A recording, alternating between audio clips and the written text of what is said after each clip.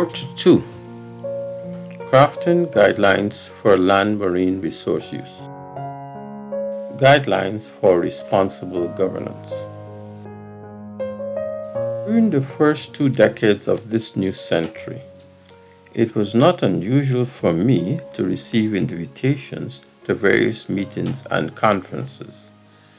I declined most of them because of a time factor.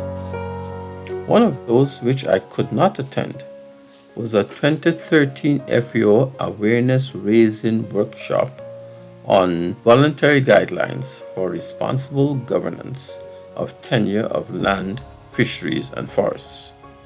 This was being held in Guyana. I was intrigued by some aspects of the proposed voluntary guidelines.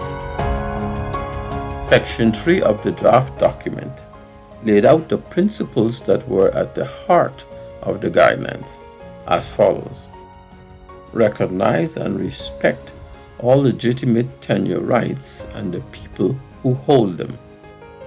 Safeguard legitimate tenure rights against threats. Promote and facilitate the enjoyment of legitimate tenure rights. Provide access to justice when tenure rights are infringed upon, and prevent tenure disputes, violent conflicts, and opportunities for corruption. It went on to advise non-state actors, which included business enterprises like mine, that we also had a responsibility to respect human rights and legitimate tenure rights.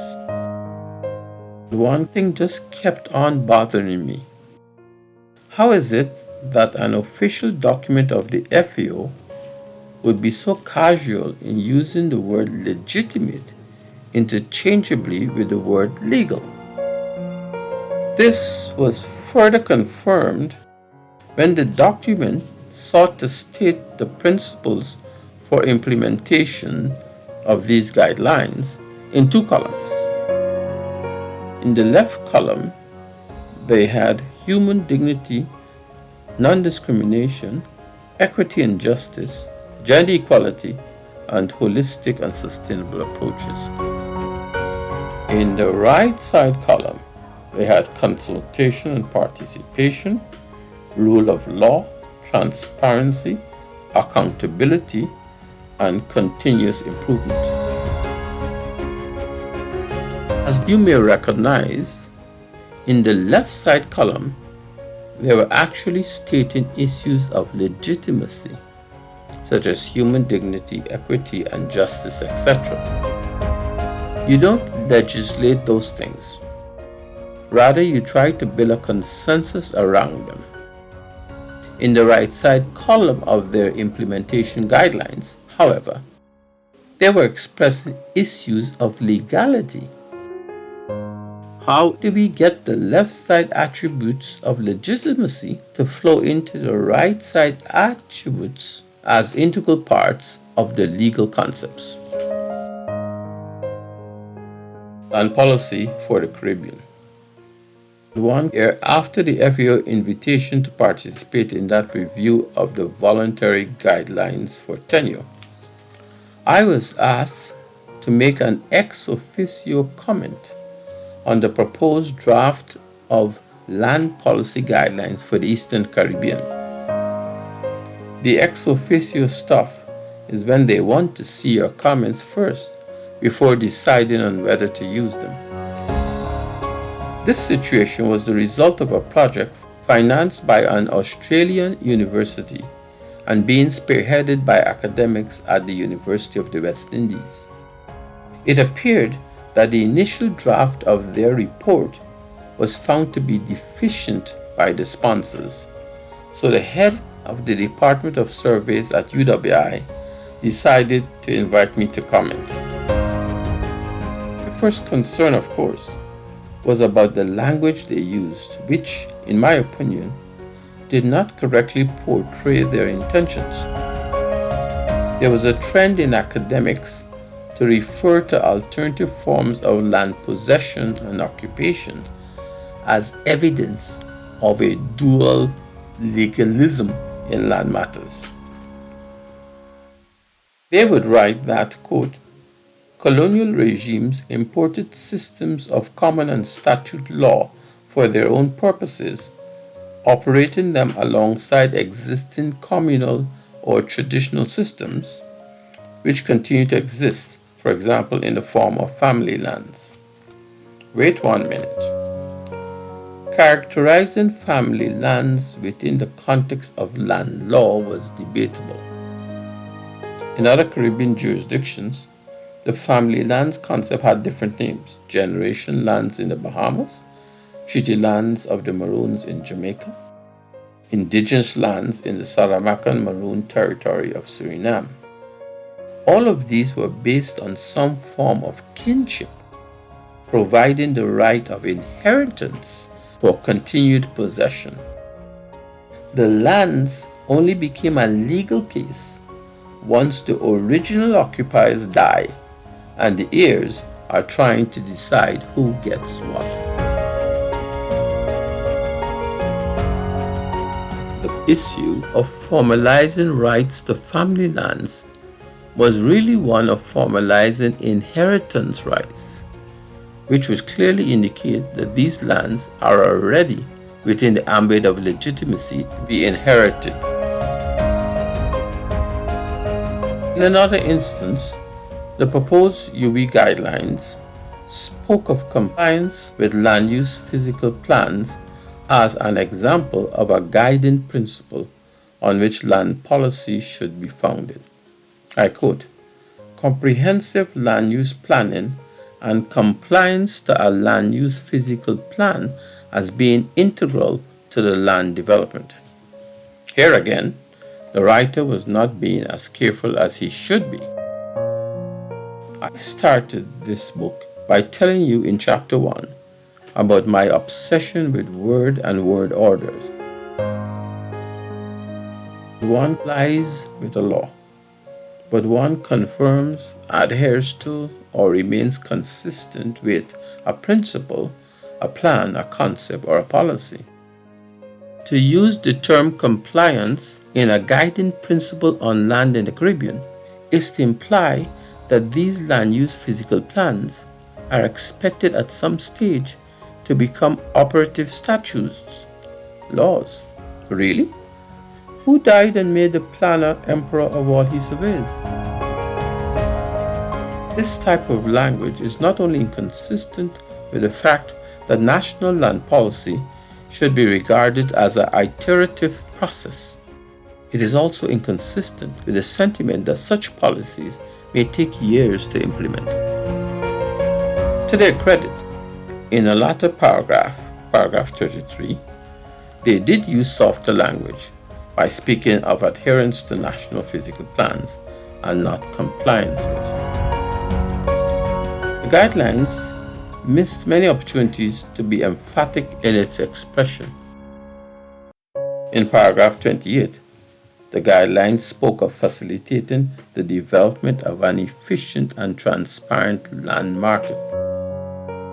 This should have been the opportunity for the regional guidelines to signal the recognition of differentiated land markets coexisting in one jurisdiction: rental, land sales, state land lease, luxury properties. These are all differentiated land markets.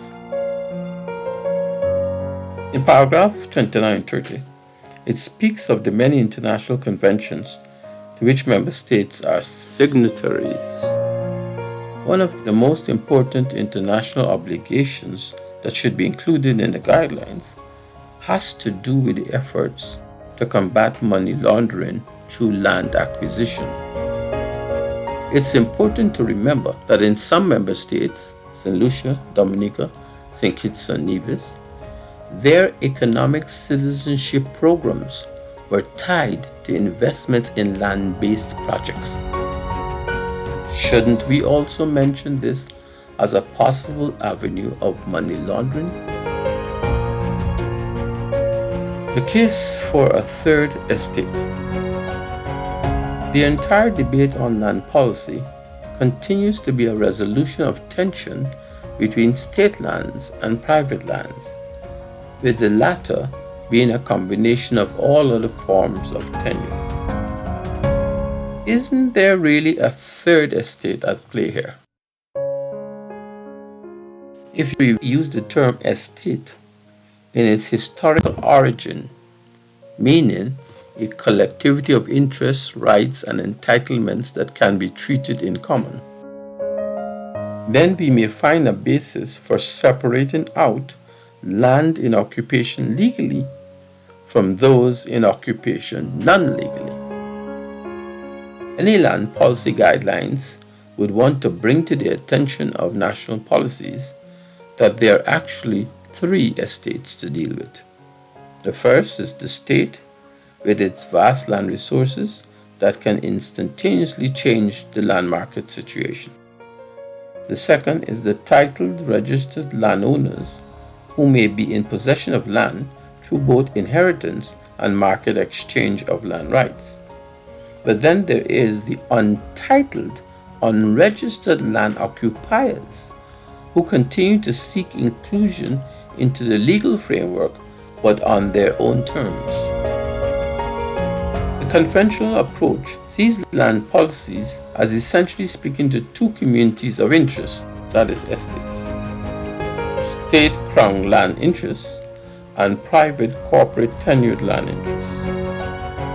The first estate is guided by its own perception of national prerogatives, since it has the power and finance to set its own goals as if they were national goals.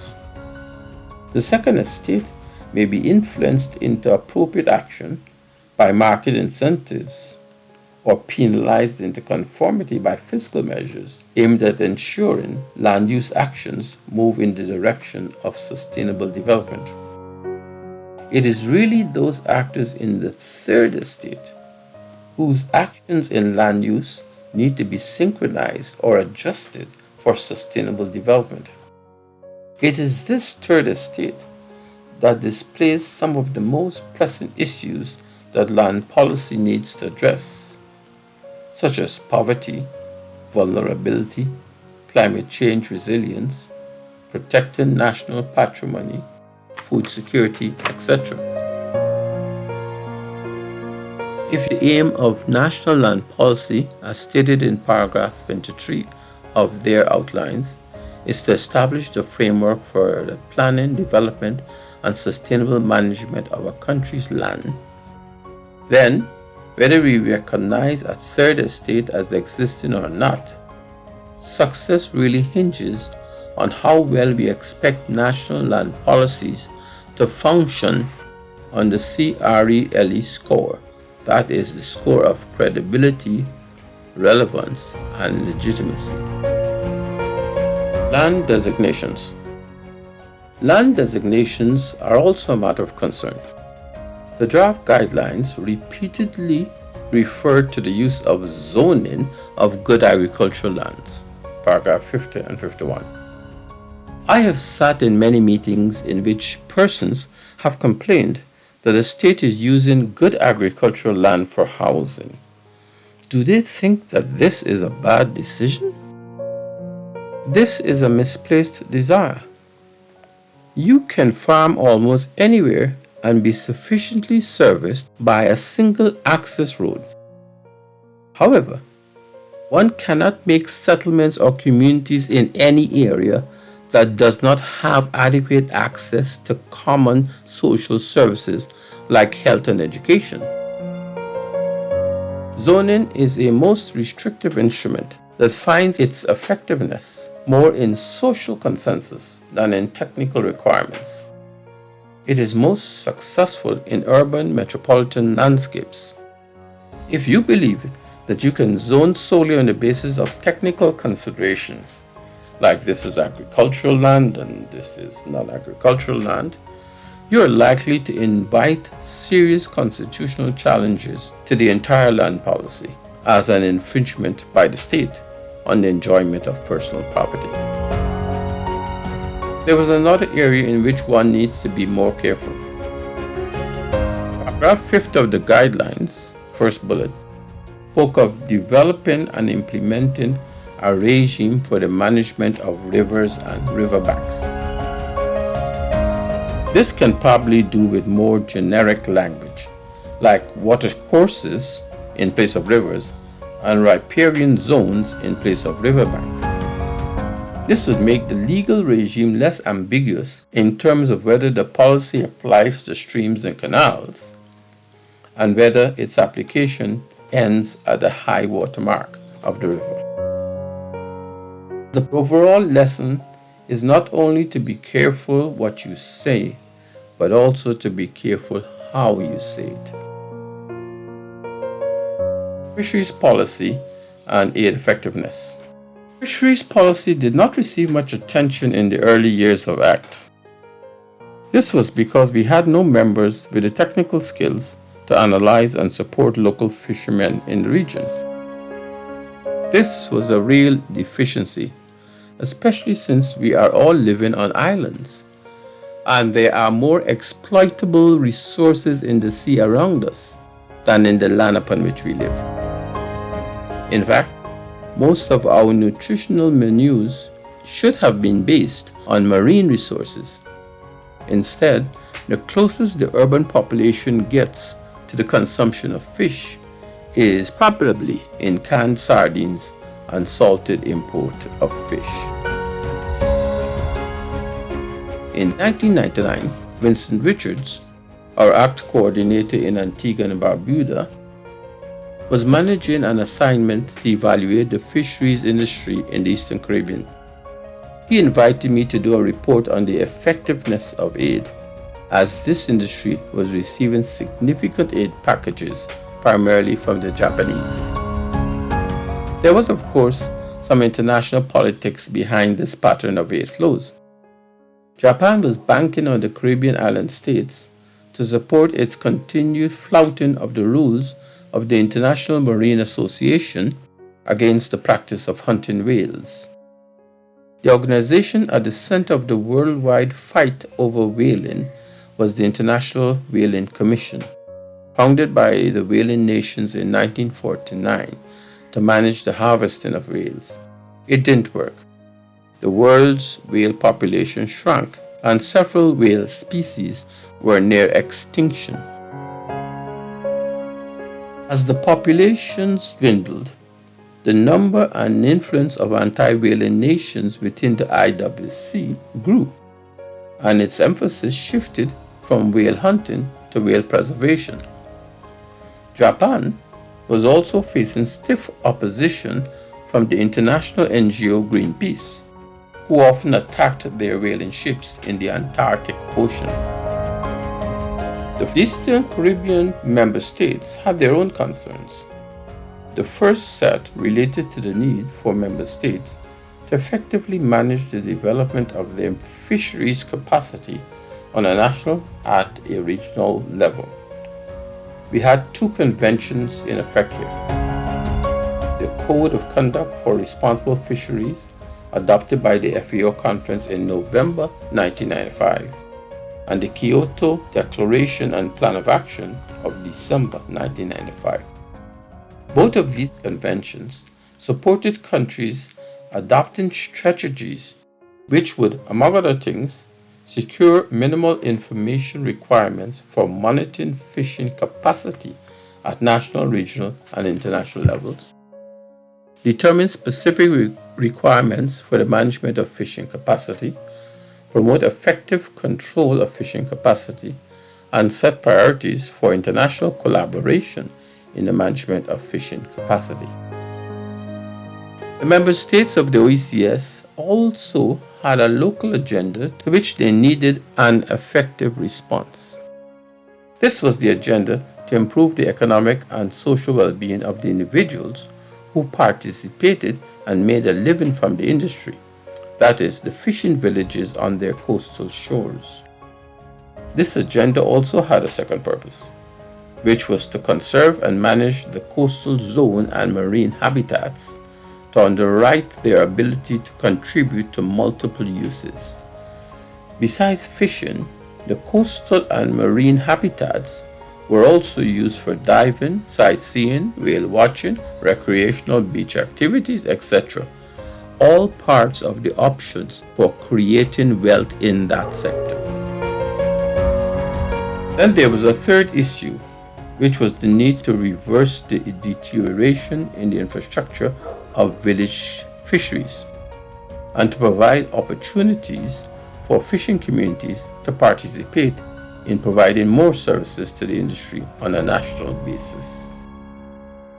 In the national economy of the 4 member states of the Eastern Caribbean, which I was called to study, there were obvious opportunities for international aid to lift the contribution of the fisheries subsectors. The first was that, as the contribution of the agricultural sector to national GDP had declined so significantly in the 1990s, maintaining a comparative level of economic activity in fisheries subsector was critical.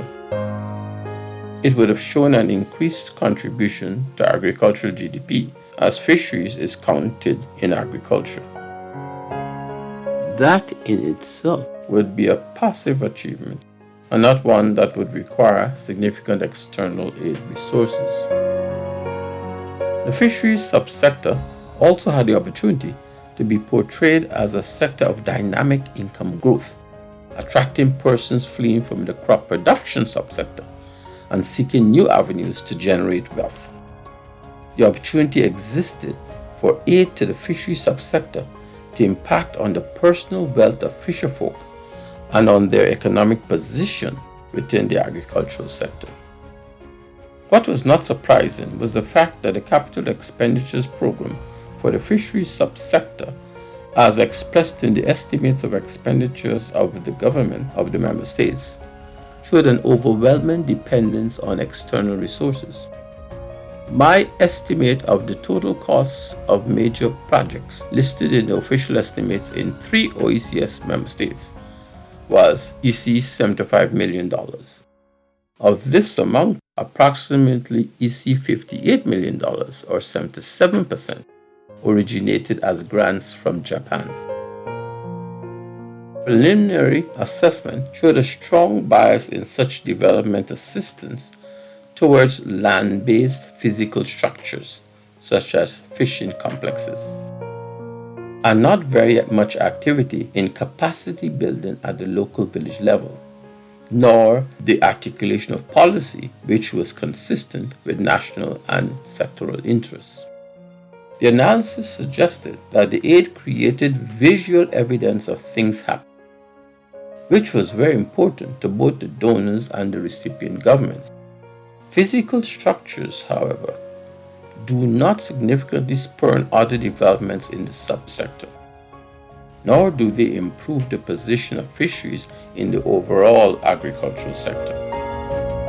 What would have been a more welcoming conclusion to see would be foreign aid expenditures in the sector being used to increase incomes and growth in tourism, all leading to increased demand with more money circulating in coastal communities. Alternatively, the aid flows could have provided facilities to the individuals who go out to fish, so as to help them identify the most productive zones and also to help them to land their catch with the minimum of transaction costs. I looked at the performance of the subsector in the selected 4 OECS territories. I concluded that St. Lucia was the only country to have benefited in a measurable way from aid intervention in this sector.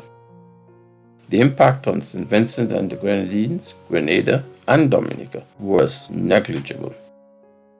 It must be noted that an unresolved issue was whether we should concentrate on cross-subsidizing basic social services to coastal fishing communities.